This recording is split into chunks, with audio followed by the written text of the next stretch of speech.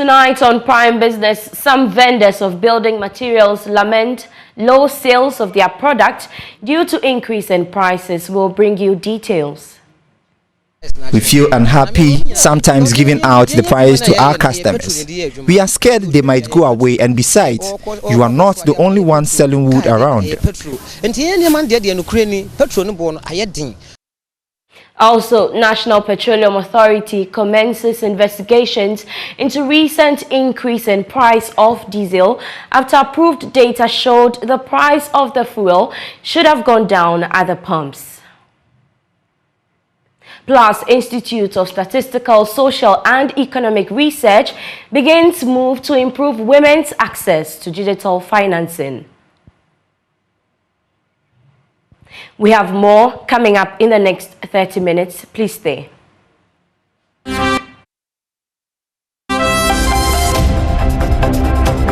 The business segment is brought to you by EcoBank, the Pan-African Bank. Frutali, the all-natural fruit juice.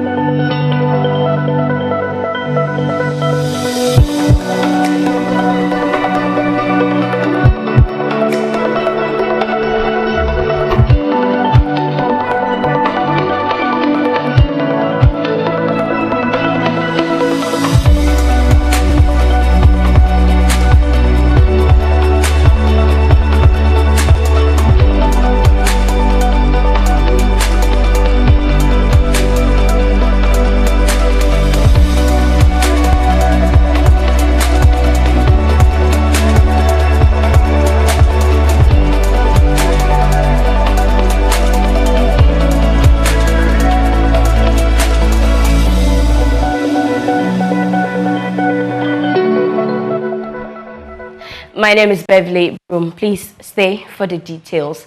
Suppliers of building materials in Accra are worried about a dip in sales. According to suppliers, they are making losses because of price inflation. James Eshen has more in the following report. There had been a colossal increase in the prices of various building materials across the country. According to some construction materials wholesalers and merchants, this is due to inflation, policy rates, and the amount of imported building supplies in the country. Kofi, who is into the production of wood for building, says the government should be willing to collaborate with the private sector to keep building materials prices in check. He stated that wholesalers charge customers outrageous prices, scaring them away. Expenses are too much, transport is too much. Before sending money so bedru have no more. Na I send money boy dinti obi kura floor say obusa wade dem boy before so be you no actually say be a senior ton and senior ton. It's very expensive conveying the wood and other building materials to Accra. We feel unhappy sometimes giving out the price to our customers. We are scared they might go away, and besides, you are not the only one selling wood around. But I think the government should step in and control the prices. We know it's a general problem, but the authorities should not sit aloof for citizens to make their own decisions. Fifi has been in the cement business for 17 years. According to him, wholesalers and merchants would have to beg some customers before purchasing their product. He explains the clients believe that the supplies are being sold at exorbitant cost on purpose.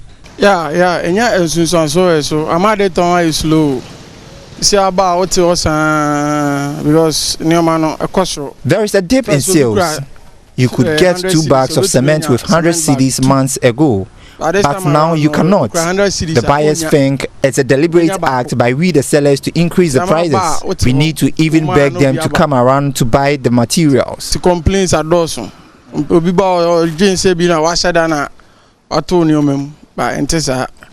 Now, what cement bag? Currently, what is the price for a cement bag?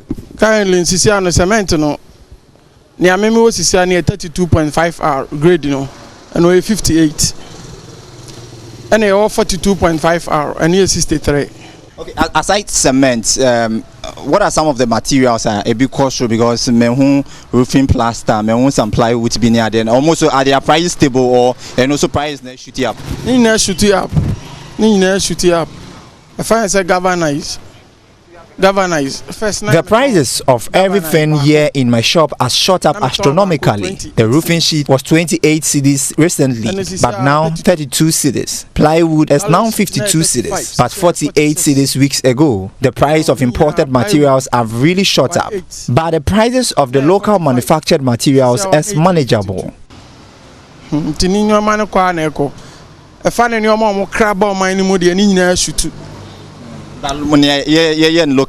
Locally no, ni shoot no, bebre senia, crowded bano. Some of these merchants are bewailing the rate at which prices rise. And Tiafi, a paint and other materials vendor, voiced her displeasure with the rate at which prices rise in a shorter period of time. The high crown say, if you are 50 and say bano, the cost of building materials have shot up astronomically. You would have to add up any time you're going to buy any building materials from the wholesalers because the prices aren't stable.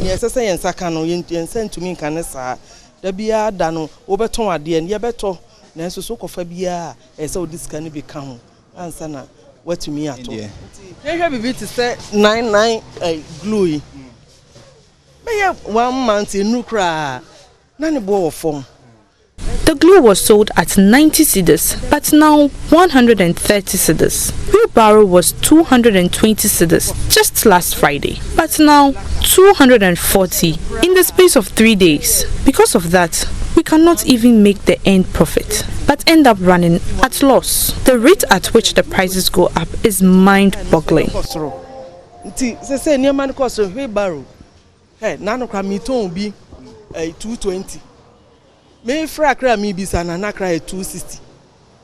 Enu ti wo hwe na sa nose na 45 Ghana cedis. Enne ye to no 640. 64 ya 64 e wa kra. Nti wo ba ha be kosoro. Enu ti wo to niam na sisi ya na atum na kosoro. Ti niam de e kosoro. Things will never change with John unless Ghanaians adjust their business approach. Citizens, he believes, have a role to play in this. We shouldn't always blame the government for the hike in prices. We know it has a part to play in this. But I think we the citizens are to be blamed because we keep increasing prices without directive from the authorities. We need to give the right price out there to the customers. However, Charles, who also sells wood, attributes the increase to the hike in fuel prices. Ours is influenced by the fuel increment. We just don't increase the price of the wood. So this is what most of these sellers of building materials are saying. Most of them are clearly saying there had been a dip in the sales of building materials. Basically, people are not really showing up to buy some of the building materials, which you could talk of cement, the wood, the nails, and other roofing sheet and all. It's clearly taking a great toll on their businesses. For Joy Business, James Ishen. Away from that, the National Petroleum Authority has begun investigations into the recent increase in the prices of diesel. Industry and previous price indicators approved by the regulator showed that the price of diesel should have gone down marginally at the pumps. Sources say the authority will sanction firms found to have shortchanged consumers. George Afe has more in the following report.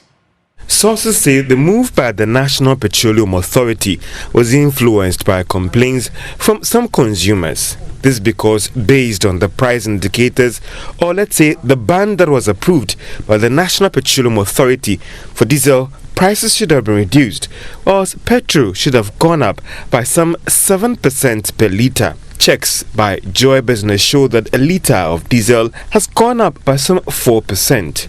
Petrol has also been increased by a lower margin compared to the 7% earlier projected. The National Petroleum Authority has indicated that it will not hesitate to compel these firms to review their prices if it is established that consumers are being shortchanged. But the oil marketing firms on their part have argued that the change in price at the pumps has more to do with limited supply of diesel, which is not pushing the prices up. when it should have gone down. They argue that the current dynamics in the industry is not helping most of the players in the country. Tullow Oil has agreed to combine with its UK rival Capricorn Energy through an all-share deal that would create an Africa-focused but London-listed oil and gas specialist with a market value of more than £1.4 billion. The deal marks a comeback for Tullow, whose future had been in doubt until it struck a critical £1.8 billion refunding deal last year. Speaking earlier on the marketplace, energy specialist Dr. Yusuf Suleimana said the deal is enough to further boost Tullow's operations. Such a combination is a unique one, and I think it's something that observers would like to wait and see how everything pans out. Why am I saying that? I mean, at this moment in time, I mean, when companies are combining, people will stand by and ask, why is this combination at this time? However, mergers and acquisitions are things that are happening. I mean, they are phenomena that happen within the industry. And why do companies undergo this kind of strategic move? First of all, sometimes, you know, if you have a company or if you have two more companies who have some unique weaknesses and strengths, those companies could decide to come together, you know, where their weaknesses are nullified, and then so that they can strengthen their strengths. In this case, I think these companies, in my opinion, I think they want to build up their financial wherewithal and their technical capability.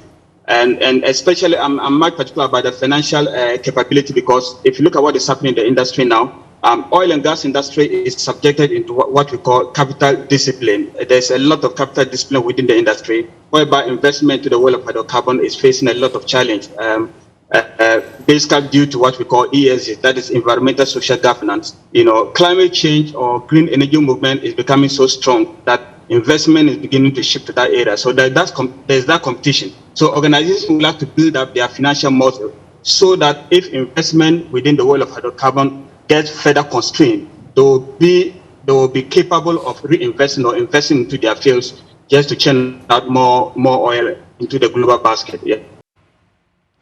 Persons who want to fly to London, even via transit through other European airlines, may be hit with some challenges and delays. It's coming after British Airways cuts its daily flight on the Accra-London-Accra route to 5 from 7. Joy Business is learning that for persons that want to look for alternate flights to London via other major European airlines, will now have to deal with the transit visa challenge before they can reach their final destination, that is London. Now, Joy Business is learning that persons that are traveling with the Dutch Airlines KLM will need a transit visa. But we also gather that the Dutch Embassy is trying to have a quota on the number of visas that are issued by its officials. This might make it difficult for everyone flying with KLM to London to get there on time. Well, the challenge is not only with KLM that is demanding these transit visas, because Brussels and Air France are also requiring the same. Sources say this is due to the strict enforcement of the Brexit rules. Well, for those that still want to explore the transit routes to London, maybe they can consider flying with Kenya Airways or Ethiopian Airlines to London. Well, for now, if you insist on getting a direct flight to London with British Airways, then it will only be available on Tuesdays, Wednesdays, Fridays, Saturdays and Sunday. And also for the month of June, you should be prepared to pay not less than $2,500 for an economy class ticket that is from Accra, London, Accra. Away from that, the Institute of Statistical, Social and Economic Research, ISE, is undertaking research to support women entrepreneurs in the digital financial ecosystem. The move, which is backed by the Bank of Ghana, will make policy interventions to government in providing a sustainable means by which women can improve the use of digital channels without any challenge. Speaking to Joy Business after the launch, Director at ISE, Professor Peter Kwate, said women-led businesses have become an integral part of the country's economy, hence the move to improve their access to digital channels. Here's more. The Institute of Statistical, Social and Economic Research, ISE, has launched the Bill and Melinda Gates Foundation-sponsored Retail Finance Research Initiative, which is a 4-year multi-million-dollar research aimed at deepening digital financial inclusion and improving women's access to financial services. Speaking after the launch of the initiative, Director of the Institute, Professor Peter Korte, hinted that the initiative will boost women-led businesses to take part in the digital economy. Access to finance and even work within the subsector has been sparse, very limited. So this funding is to ensure that we promote access to retail distribution networks. In other words, the supply side, if they are Momo agents or cash in, cash out agents, what can we do to limit or expand their scope, remove the bottlenecks they face? And that is the essence of this project. We want to use public policy to influence that. We also want to use commercial solutions. So if, for instance, you want to give a solution that will use software or even provide some of them with phones to be able to access finance, you want to get some of them female entrepreneurs, get their businesses online. These are all means by which we can promote access to digital finance. Speaking on behalf of the governor for the central bank, head of research at the bank, Philip Abredu Otu, commended the team for the project and declared the support of the bank towards such initiative. Today's launch is seen as another further step to deepen financial inclusion in Ghana and also to ensure that the poor comes in that net, to ensure that we all have a safe and sound economy that everybody can participate in it. Now, I must say that as far as the central bank is concerned, we are already involved in all of this. Small-scale credit operators such as mobile money agents can enjoy from the multi-million-dollar Refined Research Initiative. The Ghana Insurance Association, GIA, has lauded the National Insurance Commission for its decision to fine insurance companies complicit of premium undercutting. The Commission recently settled on a fine of 60,000 cedis payable by insurers, said Aklasi is president of GIA, and he spoke at the official launch of the Insurance Awareness Month organized by his outfit and graphic business. The penalties in the new act is it's significantly punitive. However, what the industry association, which is the GIA, is doing is that we're trying some sort of like self-regulation, because ultimately, if you said you undercut by 20 cedis and you are paying 60,000 for 20 cedis undercutting, that is a lot of money. On one hand, it serves a particular purpose. On the other hand, it goes to reduce the cash flow or maybe increase the outlay of insurance companies. So we have come together to provide processes that we will have to follow to stem that in the bud.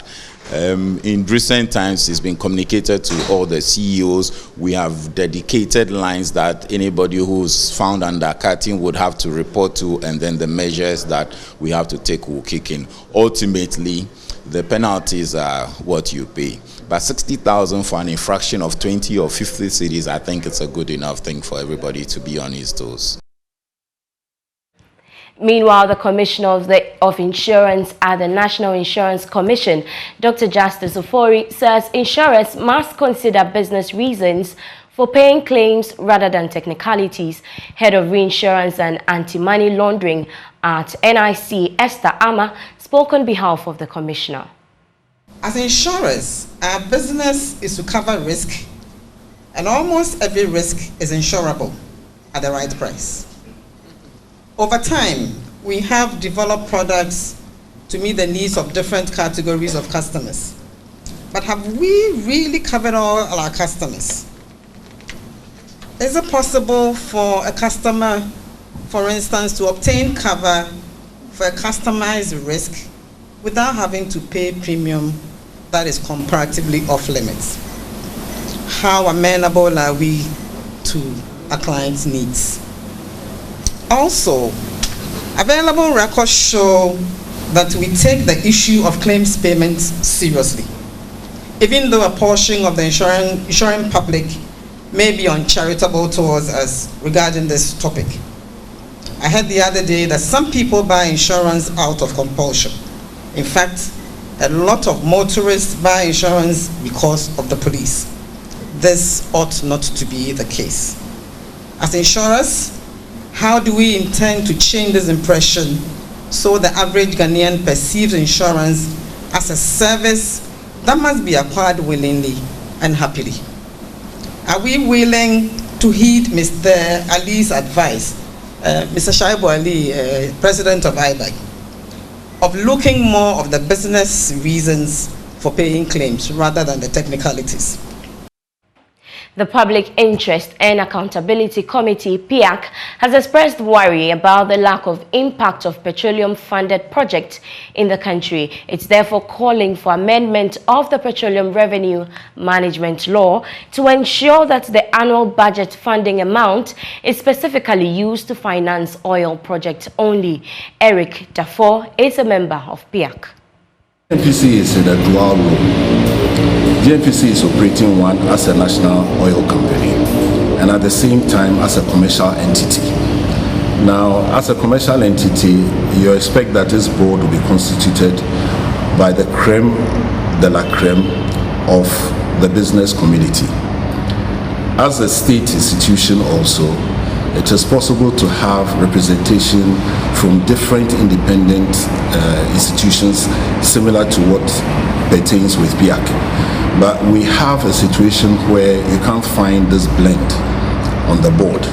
And therefore, some of the decisions that are taken are either not purely commercial or purely state. There's a mix and it makes it difficult. GNPC as a national oil company must build its capacity to be able to compete with the other international oil companies. We are putting a lot of resource, 55% of our carried and participatory interest revenue into GNPC. And the purpose is just for it to build its capacity and take the commanding heights of our petroleum industry. But if GNPC is beginning to solve social problems that are reserved for government to do, through corporate social investment, etc., then it defeats the purpose of resourcing GNPC to build its capacity. So that is a major concern, and we feel that the structure of GNPC's board must be looked at. Even the recruitment of the chief executive should be a board decision, not the decision of government. So these are governance challenges that exist with GNPC, which we feel, if addressed, will reduce the kind of findings we also make on GNPC's reports that we feel are not appropriate use of oil resource. I mean, GNPC should not be guaranteeing other government institutions borrowing. Neither should GNPC be in a position to be giving loans to other government institutions. GNPC is not a financial institution, it's not a bank. That's how we end Prime Business now, but we have more business stories when you log on to myjoyonline.com. We leave you with business news making the international front. My name is Beverly Broohm. Have a good evening.